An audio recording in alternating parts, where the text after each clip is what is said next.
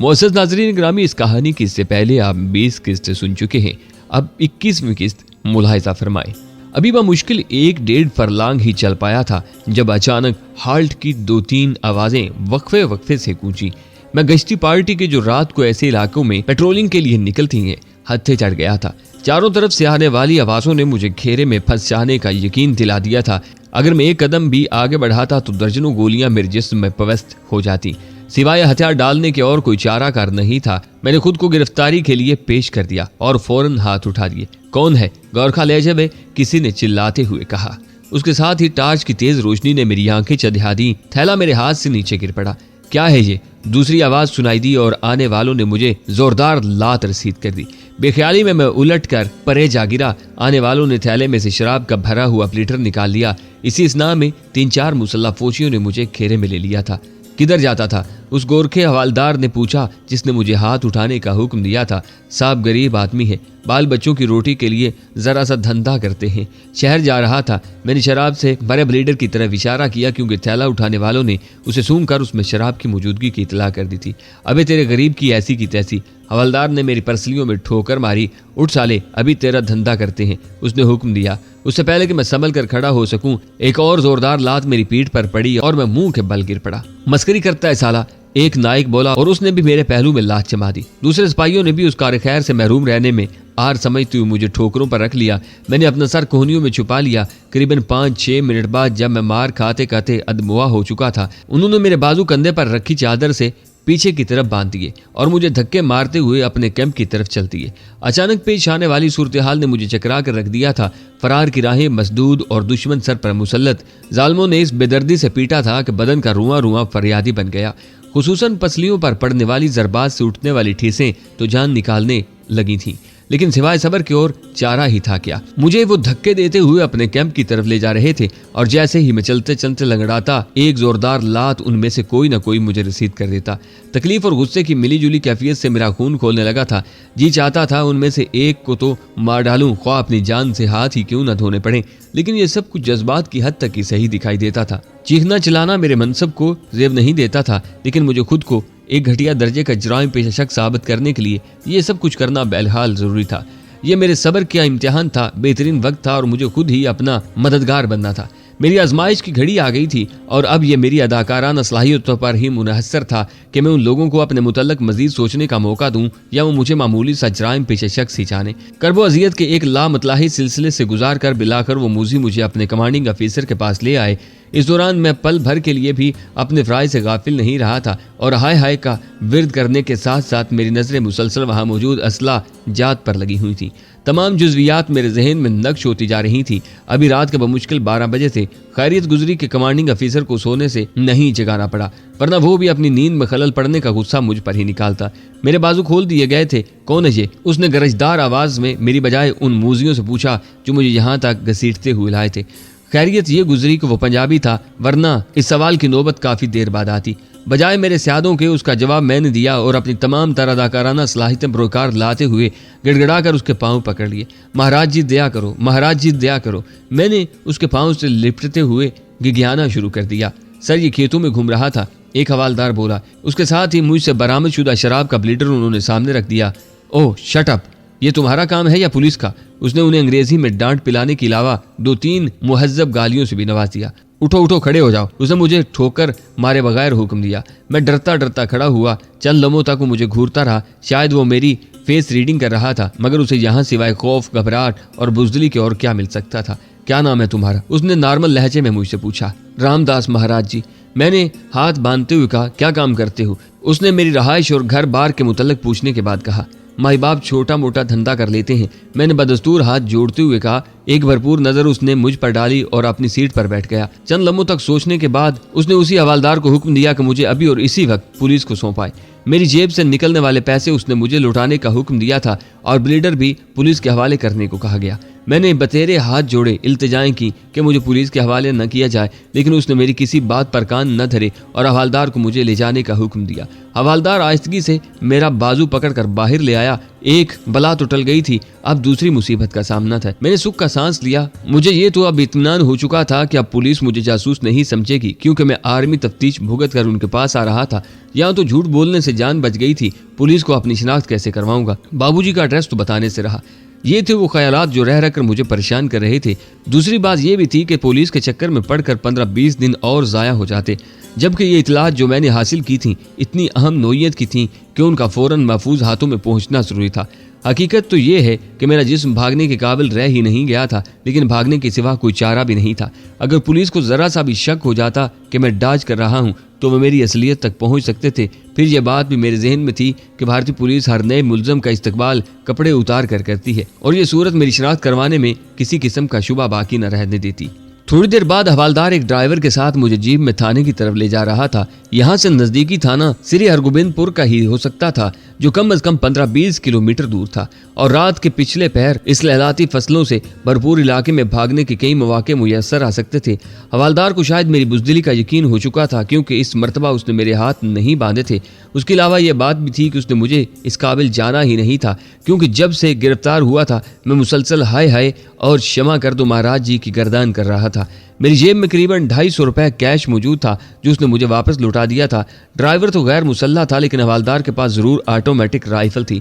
यह अलग बात कि वो लोड नहीं थी, और होती भी कैसे। वो किसी जासूस या फौजी भगोड़े को नहीं, एक 3rd क्लास मुजरिम को पुलिस के हवाले करने जा रहा था। जीप अभी कैंप से थोड़े फासले पर ही पहुंची थी कि एक तरकीब सूझी। हवालदार और मैं पिछली सीट पर बैठे थे। जीप पर छत नहीं थी, और मैदान जंग में इस्तेमाल होने वाली जीपों की तरह ये चारों तरफ से खुली थी। हवालदार ने सिगरेट सुलगा लिया था। वो सिगरेट की कश लगाता, कभी कभी मुड़कर देख लेता और मुंह ही मुंह में कुछ बुड़बुड़ कर रह जाता। मैंने अपनी जेब में हाथ डालकर 200 रुपए निकाल लिए और उसकी तरफ बढ़ा दिए। महाराज जी, अगर आपने जरूरी ही मुझे पुलिस के हवाले करना है तो ये रख लीजिए। कम से कम मुझे ये इत्मीनान तो रहेगा कि मेरी रकम सेना के काम आई है।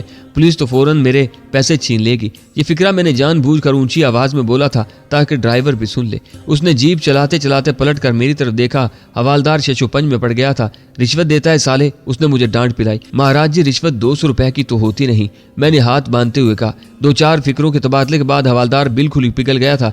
भाई, हमारी तुम्हारी कोई दुश्मनी तो है नहीं, मैं तो तुम्हें छोड़ देता, लेकिन अब बात अफसरों के इल्म में आ चुकी है। कोई बात नहीं महाराज जी, कभी हमारे डेरे पर आइए, आपकी और सेवा भी करेंगे। मैंने नोट उसकी तरफ बढ़ा दिए। ड्राइवर इसी असना में मुड़ मुड़ कर हमारी तरफ देखता रहा था।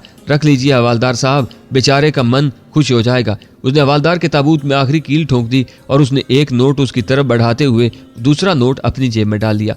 पहला मरला तो बखैर खूबी तय हो गया था। अब शराब की बारी थी। मैंने उनसे सिर्फ 2 घूंट पीने की दरख्वास्त की, जो उन्होंने मान ली। लेकिन जब ब्लेडर का मुंह खुला और उसकी महक नथनों में घुसी तो उनके मुंह में पानी आ गया। वहां कोई बर्तन तो था नहीं। मेरी मिन्नत समाजत पर पहले हवालदार ने 2-3 लंबे लंबे घूंट भर लिए, फिर ड्राइवर ने। अपनी बारी आने से पहले मैंने एक मरतबा फिर ब्लेडर हवालदार की तरफ बढ़ा दिया और दोबारा दोनों ने यही अमल दोहराया। जब मैंने अंदाजा लगा लिया कि काम हो चला है तो ब्लेडर खुद थाम लिया और मुंह दूसरी तरफ करके नीचे झुकते हुए कुछ शराब बहाकर बाकी ब्लेडर फिर उन्हें थमा दिया। सासियों के घर की निकली पहले तोड़ की शराब ने चंद मिनट के अंदर ही उनके दिमाग गर्म कर दिए। रही सही कसर हवा ने पूरी कर दी और दोनों अब बाकायदा नशे में झूमने लगे थे। ड्राइवर ने तो ऊंची आवाज से गाना शुरू कर दिया। अभी तक हम खेतों के सिलसिले में ही सफर कर रहे थे और इस सड़क तक नहीं पहुंचे थे जो श्री हरगोबिंदपुर तक जाती थी। दूसरा मरला भी बखैर खूबी तय पा गया था। फिर मैंने एक खासे लंबे खेतों के सिलसिले के नजदीक पहुंचकर ड्राइवर के कंधे पर हाथ रखकर उसे रुकने को कहा। महाराज जी, जरा पेशाब करूंगा। मैंने शराबियों के लहजे में बात की। मैं भी करूंगा। ड्राइवर को मुकम्मल चढ़ गई थी। वो मेरा इंतजार किए बगैर झूमता हुआ नीचे उतर गया। हवालदार, जिसने इसी असना में करीबन 10-12 बीड़ियां फूंक डाली थीं, लड़खड़ाती जुबान से बोला, अबे भाग न जाना। क्या बात करते हो हवालदार जी, अब तो ये अपुन का यार है और भागे तो गोली मार देना साले को। मेरी बजाय ड्राइवर ने नशे से लड़खड़ाते हुए जवाब दिया और मेरा बाजू पकड़कर खींचने लगा। फिर हम दोनों बदमस्त शराबियों की तरह झूमते गाते करीबी खेत में जा घुसे। हवालदार ने मौका गनीमत जानकर बचे कुछ ब्लेडर से मुंह लगा लिया। उसे कुछ ज्यादा ही मजा आने लगा था। खेत के कोने पर ड्राइवर बैठ गया और दूसरे सिरे से मैं अंदर जा घुसा। फिर अंदर ही अंदर बिल्ली की तरह पंजों के बल चलते चलते मैं खेत के दूसरी तरफ जा निकला और उसके बाद तो जैसे मुझे पर लग गए थे। खेतों के बीचों बीच मैंने करीबन 3-4 किलोमीटर का फासला तय कर लिया। न जाने उस वक्त इतनी ताकत मुझ में कहां से उद कर आई थी। या तो ये हाल था कि दर्द और थकावट ने मुझे बदहाल कर रखा था, या अब ये आलम था कि अपनी जिस्मानी तकलीफ से बेनियाज होकर मैं पूरी तरह माइल बपरवाज था। इसी असना में अलबत्ता इस बात का जरूर मैंने ख्याल रखा था कि मेरी समत दुरुस्त रहे। मैं खेतों के अंदर ही अंदर किस तरफ जा रहा हूँ इसका मुझे इल्म नहीं था। अपने कंधे पर रखी चादर को मैंने मजबूती से कसकर देहातियों की तरह बांध लिया था। खैर ये गुजरी के रास्ते में किसी से मुठभेड़ न हुई। उसके अलावा मैंने इस बात का भी ख्याल रखा था कि देहातियों से बचकर सफर करूं, क्योंकि किसी देहाती के नजदीक काबू आने की सूरत में मुझे चोर समझा जाता और इन देहातियों की रवायत थी कि वो चोर की टांग या बाजू तोड़ने के बाद पुलिस के हवाले करते थे, इससे पहले नहीं। जरा सुकून मुयस्सर हुआ तो जख्म हरे होने लगे। चुपे कर्ब ने सर उठाया और मैं टूटने लगा। यूं लगता था जैसे किसी माहिर लोहार ने मेरे जिस्म पर हथौड़े बरसाए हों। खसूसन पसलियों की तकलीफ तो बेहाल किए हुए देती थी। जख्मों से ठेस उठती तो यूं लगता जैसे अब जान गई कि गई। बहरहाल मैंने जब्त का दामन थामे रखा और बगैर रुके अपना सफर भी जारी रखा। रास्ते में आने वाले एक ट्यूबवेल पर किसी ने पगड़ी सुखाने के लिए डाल रखी थी। उसे मैंने गले में डाल लिया और तुलू शहर के करीब सर पर बांध लिया। अब मैं मुकम्मल सिख नजर आ रहा था, क्योंकि पिछले 8-10 दिन से मैंने दाढ़ी नहीं मुंडवाई थी। खुदा का करम ये हुआ कि मेरे चेहरे पर मारपीट का कोई निशान नहीं था। जिस्म के गिर्द मैंने चादर लपेट रखी थी। उसके अलावा भी कमीज पर पहनी जर्सी ने मैले कपड़ों को किसी हद तक छुपा लिया था। एक कुएं से मैंने मुंह हाथ धोए, अपने कपड़ों पर तनकीदी नजर दौड़ाई और इत्मीनान कर लेने के बाद नजदीकी गांव के गुरुद्वारे की समत चल दिया, जहां से ग्रंथी के पाठ की आवाज आने लगी थी। गुरुद्वारे में हस्बे तौफीक बहुत सी मुतजस्सिसाना नजरों ने मेरा खैर मकदम किया। प्रसाद चखते हुए 1-2 सरदारों ने मेरा जोग्राफिया भी पूछा, जो मैंने उन्हें मुतमईन करने की हद तक बता दिया। ज्यादा देर यहाँ ठहरना मैंने मुनासिब न समझा और गुरुद्वारे के लंगर से चाय पी कर चल दिया। मुझे अभी तक मालूम नहीं हुआ था कि ये कौन सा गांव है, ना ही डर के मारे अभी तक किसी से गांव का नाम पूछा था। बजाय आम रास्तों के मैंने पगडंडियों पर सफर करना मुनासिब समझा था। एक मरतबा फिर खेतों के लामताही सिलसिले में गुम होकर बिलाकर मैं दोपहर के वक्त एक सड़क पर जा पहुंचा। अपने सब्र जब्त का मैंने खूब इम्तिहान लिया था। सड़क के किनारे एक कोने में एक साइकिलें ठीक करने वाले और नाई ने मिलकर एक दरख्त के नीचे डेरा जमा रखा था। मौका मुनासिब जानकर मैंने यहाँ दाढ़ी से निजात हासिल की, क्योंकि इस हुलिये में घर जाकर मैं ख्वामखा उन लोगों को शक में डालना नहीं चाहता था। नाई को तफ्तीश का मौका दिए बगैर मैं उसके हाथ पर रुपए का नोट रखकर आगे रवाना हो गया। सड़क पर लगे एक संगमील से मुझे इल्म हुआ कि यह सड़क बटाले को जाती थी। करीबन 1-1.5 फरलांग के फासले पर मैं एक जगह बस के इंतजार में खड़ा हो गया। पगड़ी को अब मैंने गले में लटका लिया था और बादियों नजर में मैं कोई ब्राह्मण जिम्मेदार दिखाई दे रहा था। करीबन 15 मिनट के जानलेवा इंतजार के बाद एक लारी की शक्ल दिखाई दी जो मुखालिफ समत से आ रही थी। मैंने हाथ दिया, लारी करीब आकर रुक गई। मैंने बटाला का टिकट लिया और कोने वाली एक सीट पर टिक गया। जरा सुकून मुयस्सर आया तो कई सोए हुए फितने जाग उठे। जख्मों की तकलीफ तो थी ही, मगर अब भूख प्यास भी जान को आ गई। नकात का यह आलम था कि लाख जब्त के बावजूद पलकें खुद ब खुद झुकी जाती थीं।